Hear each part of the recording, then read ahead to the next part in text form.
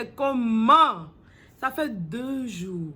En fait, vous ne pensez même pas à venir, mais que vous ne savez pas si je suis morte. Vous dites, bon, la fille qui a la page là, il y a longtemps, on l'a vue. Hein. Il y a longtemps, on a entendu parler d'elle, mais bon, on s'en fout, quoi. Elle est qu'à mourir, en fait. C'est ça, les enfants appelés méchanceté. Méchanceté. C'est pas bien, c'est même pas gentil, mais bon, comme je vous aime, donc je suis venue me livrer encore une fois de plus dans vos mains. Comme le sacrifice, voilà.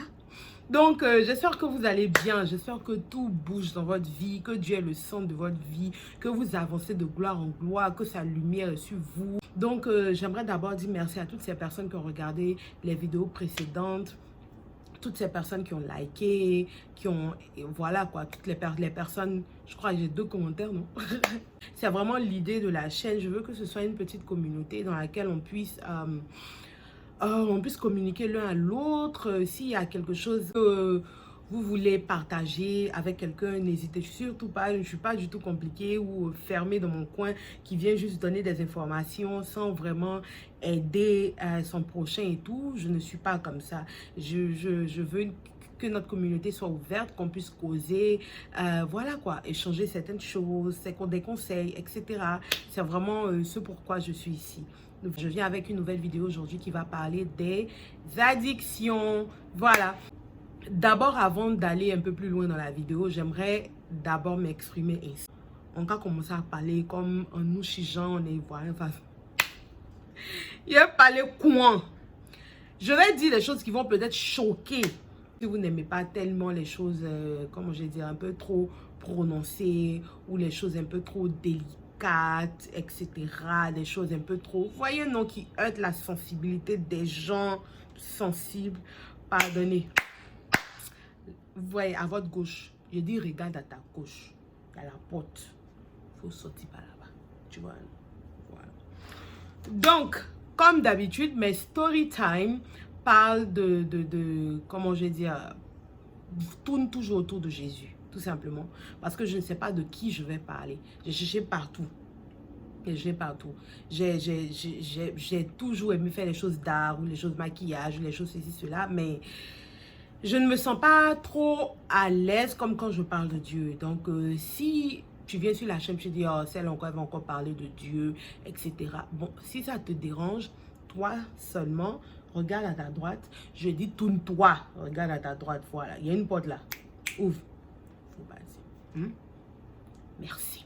Bon, maintenant que tout est dit et que ceux qui sont restés sont des gens qui ont envie d'écouter, maintenant, on s'assoit, asseyez-vous bien, attachez les indues. Aujourd'hui, comme je l'ai dit dans l'intitulé, je vais parler des addictions. Je vais exprimer, comme je dis, je vais expliquer comment est-ce qu'il y a 2 addictions qui ont miné ma vie pendant des années.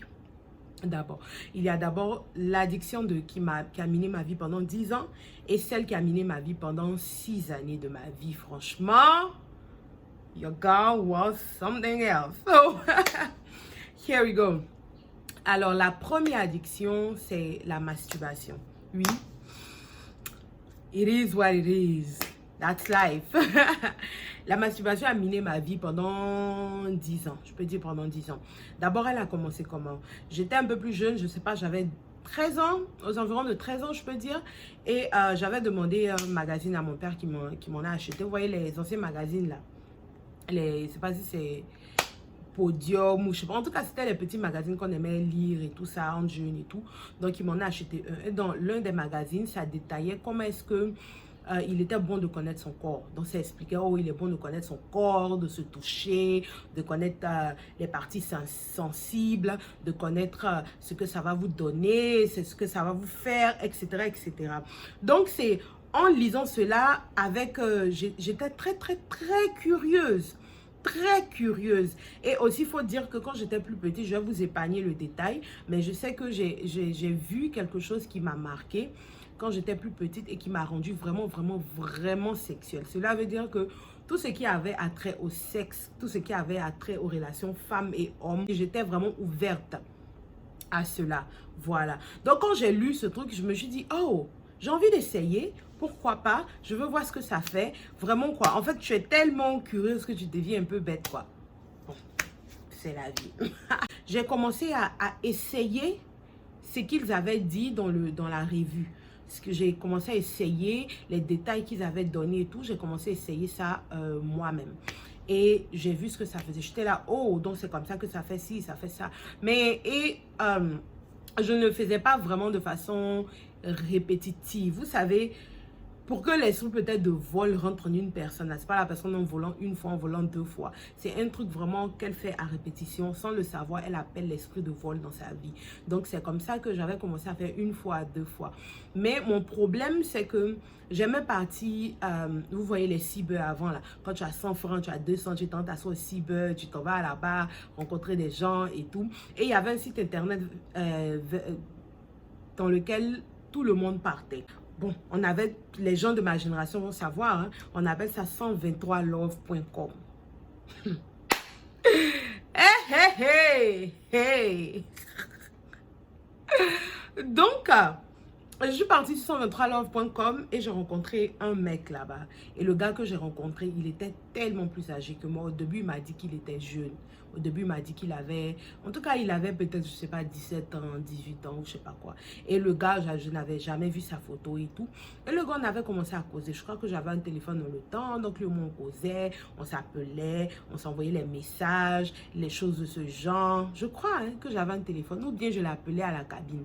Je ne sais plus. C'est qu'elle suit entre les deux. Mais je sais que... je crois qu'au début, je n'avais pas de téléphone, donc on causait beaucoup à la cabine, les choses de ce genre. Et par la suite, j'ai eu un téléphone et c'est là qu'on a commencé à s'appeler un peu plus tard dans la nuit. C'est lui qui m'appelait.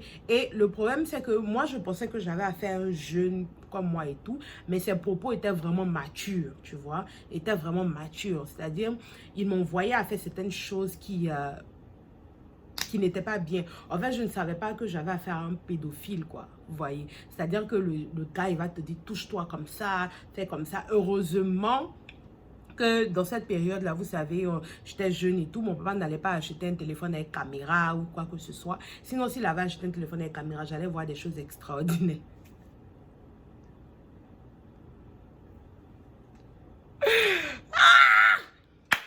Il allait voir des choses extraordinaires là-bas. Donc voilà, et le gars me disait, bon, touche-toi comme ci, touche-toi comme ça. Et ça, le fait de l'entendre me dire ça et tout, ça a commencé vraiment à me pousser à le faire, comment je vais dire, de plus en plus. Et vous savez, ce genre de choses, bon, les années sont passées, hein, c'était un péché. Le problème, c'est qu'avec les histoires de masturbation ou les choses de ce genre, c'est-à-dire que c'est pas un péché qui est écrit sur ton visage. C'est pas un péché où tout le monde sait que, oh, mon le gars, c'est un voleur. Tout le monde sait qu'il est un voleur. C'est un voleur. Mais c'est un tueur. Vous voyez, c'est un truc du genre, c'est caché. Donc, même quand tu es devant les gens, si tu vas à l'église, tu vas à l'église. Et toutes ces choses-là, personne ne peut savoir que toi, ton problème, là, c'est le problème de masturbation. Qui peut savoir? Personne ne peut savoir. Personne du tout. Vous voyez. Donc, c'est un truc vraiment avec lequel j'ai vraiment grandi. J'ai grandi au fur et à mesure et le péché ne faisait que m'enfoncer, le péché évoluait. Et c'est passé du titre de je péchais à je vivais dans le péché maintenant. Parce que c'est devenu comme une prison pour moi en fait. Vous voyez. Maintenant bon, l'homme en question, arrivé un moment où j'ai plus de ses nouvelles, c'est fini, nos chemins se sont séparés. Mais il m'a fait entrer dans un bain, dans un truc vraiment... démoniaque quoi. C'est-à-dire que c'est quitté dans cette histoire de non, il va parler à maintenant entrer dans la pornographie. Parce que vous savez, bon, pour certaines personnes qui savent, ce genre de choses, quand tu veux le faire, tu dois avoir des pensées impures. C'est-à-dire tu dois penser à certaines choses, à t'imaginer en train de faire certaines choses, à toutes ces choses, vous pouvez... tout ça. Donc, tu vas rentrer là en train de regarder certaines choses impures qui vont encore miner ta vie et puis t'envoyer maintenant à vivre encore plus profondément dans le péché, à rester, à demeurer dans ce genre de choses. Donc, effectivement, c'est ce qui m'est arrivé. J'ai commencé vraiment à être attachée à la pornographie.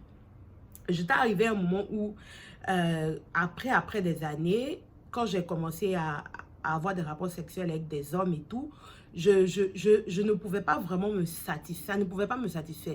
Si je ne l'avais pas fait moi-même, ou si je n'arrivais pas vraiment à avoir la même satisfaction que j'avais quand je le faisais de moi-même, par moi-même en fait. Et dans ma tête, je ne pensais vraiment pas que c'était un péché. Pourquoi? Parce que aussi, bon, je n'étais pas vraiment ancrée dans la relation avec Dieu. Je n'avais aucune relation avec Dieu. Tout ce que je connaissais, c'était vraiment la religion parce que c'est dedans que j'ai vécu. Voilà. Chaque dimanche, on partait à l'église, on rentrait à la maison.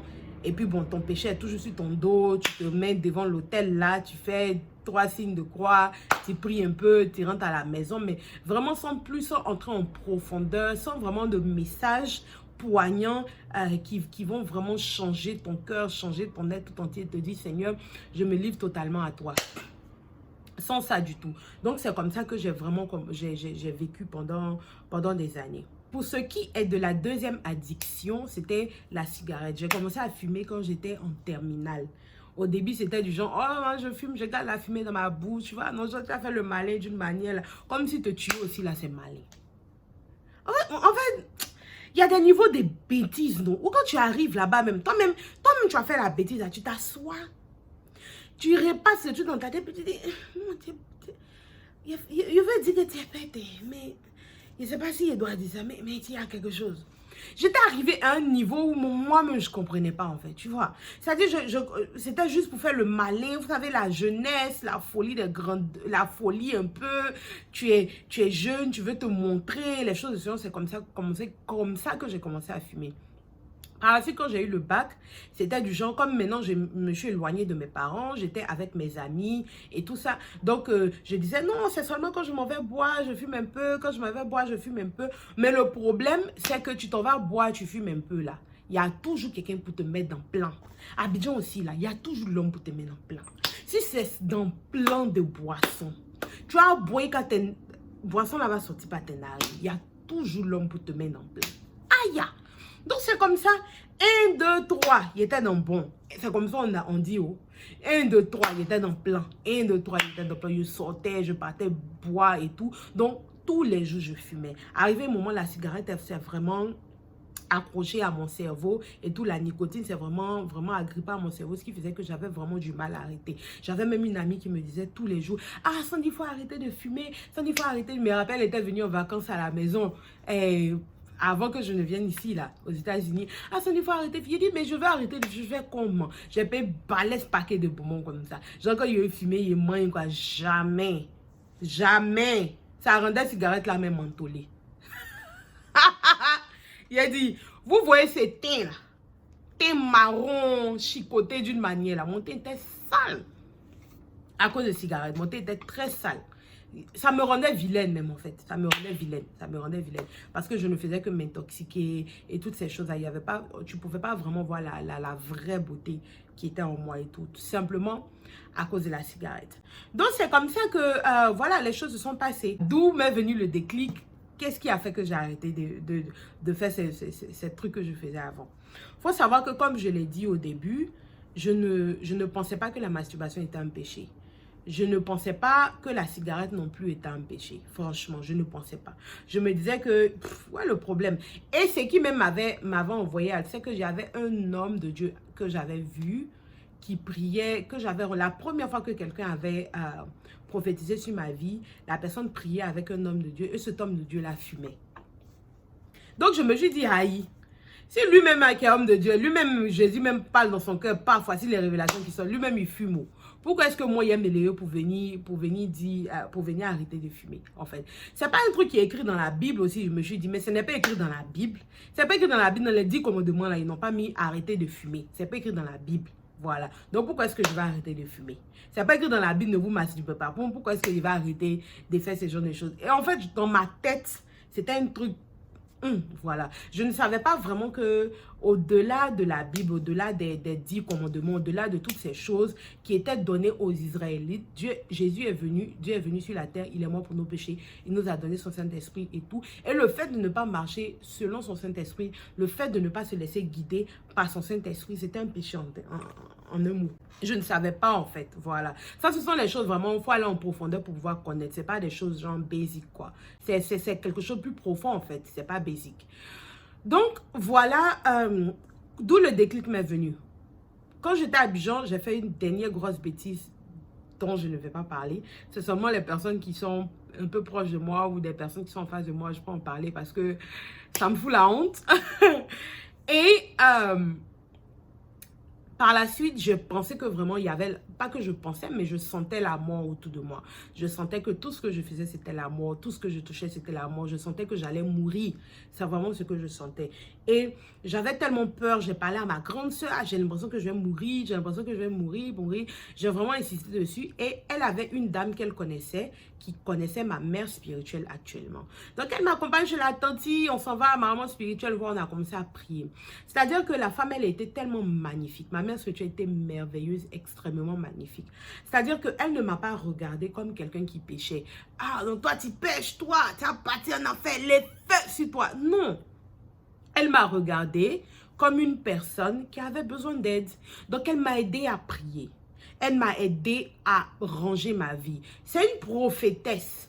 Donc, quand elle te regarde là, elle connaît les dossiers de ta vie. Il suffit seulement qu'elle dise, bon, toi, je veux savoir des choses sur toi.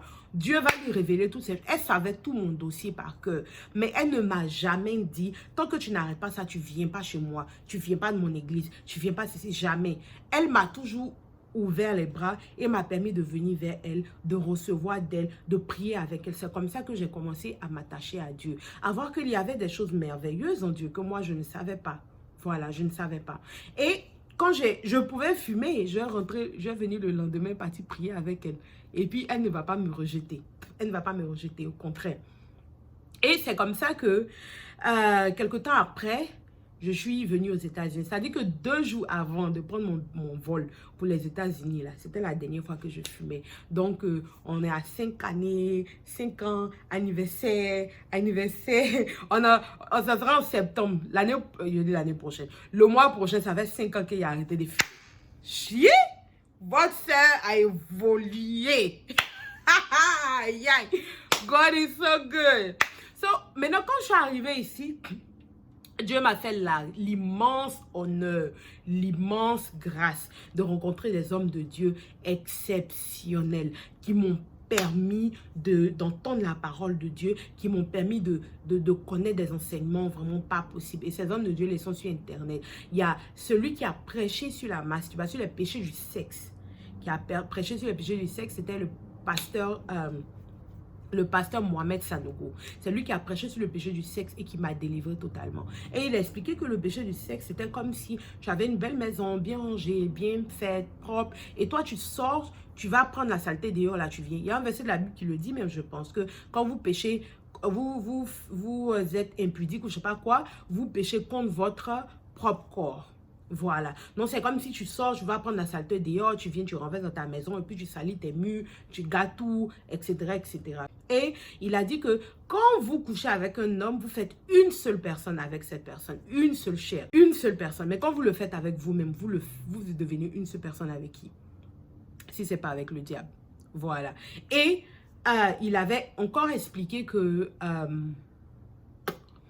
quand vous êtes marié et vous avez des rapports avec votre mari, etc., c'est vraiment comme si vous êtes en train de faire une adoration à Dieu. Maintenant, tu le fais toi seul. Tu adores qui? Tu adores qui? Il a dit quand vous vous masturbez, vous donnez votre vigueur, vous donnez vos chances, vous donnez votre bonheur, vous donnez toutes ces choses-là au diable. Vous les livrez comme ça au diable. Mais la manière dont, en fait, tous les messages vraiment transportent une grâce lourde. Il a une grâce exceptionnelle, franchement. Et le fait pour lui de transporter le fait qu'il transporte cette grâce-là m'a totalement transformée. Parce qu'à partir de ce jour, je me suis dit, plus jamais je ne vais faire ce genre de choses. Plus jamais ça ne passera plus par moi. Et c'était vraiment une décision de ma part. C'était une décision de ma part de dire plus jamais. Et comme Dieu savait que je n'avais peut-être pas la capacité de le faire, il m'a donné des outils essentiels pour pouvoir m'empêcher de le faire. Et ces outils étaient quoi? Il m'a mis dans la tête que tu ne restes plus seul. Tant que les enfants, parce que quand je suis arrivée, je dormais, en ce moment, mes parents étaient encore dans un appartement, donc je dormais avec mes petits frères et tout. Donc, il m'a dit, tant que les petits frères ne sont pas dans la maison, tu ne dors pas. J'ai dit, il n'y a pas de souci. Donc, j'ai commencé à faire cela. Je ne restais plus vraiment seule. Tant que mes petits frères n'étaient pas dans la maison, je n'entrais pas pour venir dormir. Tant que toutes ces choses-là, il m'a vraiment permis de prendre des décisions, de les respecter, de les faire et d'aller jusqu'au bout, jusqu'à arrêter totalement. Voilà.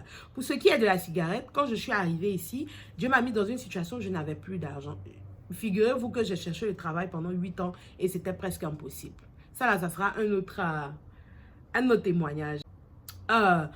Il m'a mis dans une situation où je n'avais pas d'argent, je ne comprenais pas tellement la langue et tout. Donc j'ai dit à Dieu, Seigneur, moi, quand je sors, je sens l'odeur de la cigarette, je ressens le désir de fumer. Mais je n'ai pas envie de fumer parce que j'ai décidé que ce corps-là soit ton temple où tu peux venir, tu peux te reposer, tu peux rester là. Et puis, voilà, on va vivre ensemble, toi et moi, notre amour et tout. Donc, je ne veux pas vraiment t'intoxiquer. Donc, étant donné que tu m'as mis dans une situation où je n'ai pas l'argent, il faut m'enlever vraiment l'envie, le désir de fumer. Il m'a dit, d'accord, tu arrêtes de boire. Donc, pendant une année, pendant 365 jours, je ne touchais plus l'alcool. Donc, c'est ce que j'ai fait. Pendant un an, je n'ai plus touché d'alcool jusqu'à ce que cette envie-là passe totalement. Jusqu'à ce que, je crois, après un an, j'ai bu une coupe de vin et je me suis rendu compte que l'envie de fumer avait totalement disparu et tout ça. Voilà. Donc, j'ai fait ce message, c'est pas pour venir exposer ma vie et tout, mais c'est pour venir vraiment toucher le cœur de la personne qui... vous savez, moi, je comprends, hein, parce que j'ai été dans cette situation. Je ne suis pas une personne qui vient me parler juste dans le billard, dans le hasard et tout. Mais je sais ce que ça fait que de se lever, de partir à l'église et d'avoir toujours l'impression qu'on n'est pas assez pour Dieu. Qu'il faudrait que peut-être j'arrange ma vie et puis je vais venir à Dieu. Vous savez, je sais aussi ce que c'est, il y a un passage de la Bible qui dit que ce que je ne veux pas faire, je le fais. Il y a un autre passage de la Bible qui dit que ce à quoi tu livres tes membres, tu deviens esclave de cela. Et c'est vraiment ce que j'ai vécu pendant toutes ces années-là. C'est-à-dire que j'étais arrivée à un moment de ma vie où je n'arrivais plus à dire non à ce péché-là. Je n'arrivais pas. C'est-à-dire même quand des fois, je vous dis, je n'ai pas envie de le faire, mais je ressens en moi l'envie de le faire, je n'ai pas, je dis bon aujourd'hui je ne le fais pas, je ne peux pas dire non. C'est comme si ces membres, ces bras que vous voyez, ces pieds, toi que vous voyez, je n'arrivais plus à les contrôler, je n'arrivais plus à avoir le contrôle sur ma propre personne. C'est en cela que j'ai vraiment compris le verset de la Bible qui dit que ce à quoi vous livrez vos membres, vous devenez vraiment esclave de cela. C'est pour ça, quand je suis venue à Dieu, j'ai vraiment décidé de livrer tous mes membres à Dieu. C'est-à-dire de me plonger dans la prière, de me plonger dans l'adoration, de me plonger en Dieu, de communiquer avec lui tous les jours, de lui livrer vraiment tout ce corps-là qu'il a créé, afin que franchement, lui et moi, nous soyons connectés. De la même manière, le péché pouvait me faire ce qu'il voulait. De la même manière, je veux que Dieu me fasse faire ce qu'il veut. Exactement. C'est comme ça que... C'est parce que je voulais vraiment être libre. Et j'ai compris qu'en Dieu, il ne va pas te téléguider comme un pantin, là, genre, oh, mets ta main ici, descends là-bas. Mais non, il va te montrer le chemin à suivre. Il va te montrer les avantages. Et étant donné que tu es intelligent, parce que ton esprit a été renouvelé et que ton esprit maintenant est connecté à l'esprit. Toi, l'esprit de Dieu et ton esprit font un seul esprit. Maintenant, tu sais ce qui est bon, ce qui n'est pas bon. Tu sais comment marcher, comment ne pas marcher, comment avancer avec Dieu, etc. Tu sais ce qu'est le péché parce que c'est ce que le Saint-Esprit met dans ton cœur. C'est ça, tu te rends compte que, oh, effectivement, ça c'est le péché, ça c'est pas le péché. Il a pris ton cœur, il a écrit ça dedans pour que ça reste dans ton esprit. Do you get it? Yeah. So, je comprends vraiment les personnes qui... Je sais ce que ça fait de partir à l'église, d'être devant les gens, de rire, de causer. Pourtant, la nuit, tu sais ce que tu fais. Je sais ce que ça fait que d'avoir un problème et d'avoir l'impression que tu ne peux pas vraiment parler à quelqu'un. Parce que ce n'est pas écrit sur ton front, qui va savoir. Mais tu ne peux pas vraiment réellement en parler à quelqu'un. Dis voilà ce que je fais et j'ai vraiment besoin d'aide. Non, tu ne peux pas en parler à quelqu'un. Je sais réellement ce que ça fait. Donc je te comprends. Moi, je veux seulement te dire que ne baisse pas les bras. Va jusqu'au bout. Fonce. Sois un fonceur. Sois un fonceur. Ne baisse pas les bras, mon cher.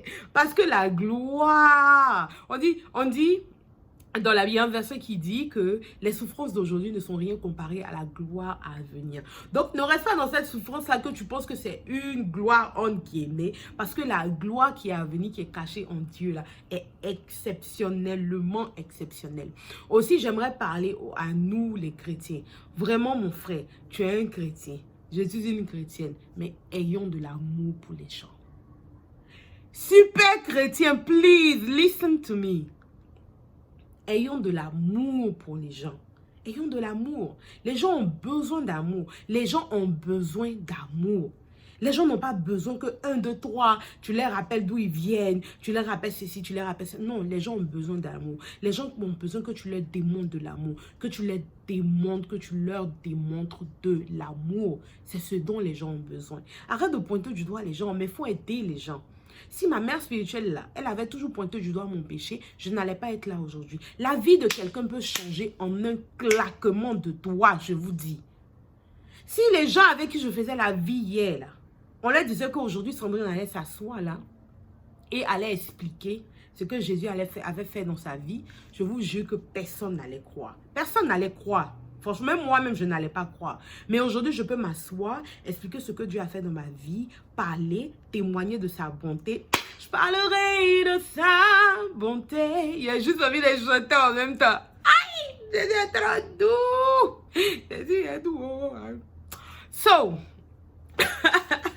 qui aurait cru qu'aujourd'hui, j'allais m'asseoir pour parler de ça? Les gens ont besoin d'amour, les gens ont besoin de paix, les gens ont besoin de joie. Donc, si vous ne pouvez pas transmettre de l'amour aux gens, au lieu de leur donner de la pression sociale, c'est-à-dire cette pression-là selon laquelle, si tu n'es pas que tu as parti en enfer, la bonne nouvelle de Dieu, là, c'est le sacrifice que Jésus a fait à la croix et la vie nouvelle qu'elle apporte aux gens. Les gens ont déjà l'enfer en eux. Tu vas venir prêcher l'enfer. Eux, ils s'en foutent, ils ont déjà ça en eux. Mais ce qu'ils n'ont pas en eux, c'est l'amour. Ce qu'ils n'ont pas en eux, c'est la joie. Ce qu'ils n'ont pas en eux, c'est le salut. Donc, prêchez le salut parce que c'est le salut là qui renouvelle les pensées, qui renouvelle la vie, qui renouvelle l'esprit. Voilà. J'en ai fini. Drop the mic. Bang. God is so good. So, yeah. Voilà. Donc, voilà, c'est ça. C'était tout pour aujourd'hui. S'il vous plaît, si vous avez des choses à dire, si vous avez des témoignages, si vous voulez parler à quelqu'un, je le dis et je le répète, je ne mords pas, je ne mange pas, je ne déchire pas. J'ai un cœur ouvert, plein d'amour et je suis prêt à déverser sans info. Donc, si vous voulez communiquer, je suis votre gars, quoi. Et nous, on va causer un peu, mais voilà. Donc, voilà. Je vous remercie. Merci d'être resté tout au long de la vidéo parce que, mine de rien, la vidéo est longue. Elle est longue, mais merci beaucoup d'être resté. Merci d'avoir écouté. Et puis, voilà. Que Dieu vous bénisse, que Dieu vous garde. Et puis, on s'attrape dans la prochaine vidéo. Coupé!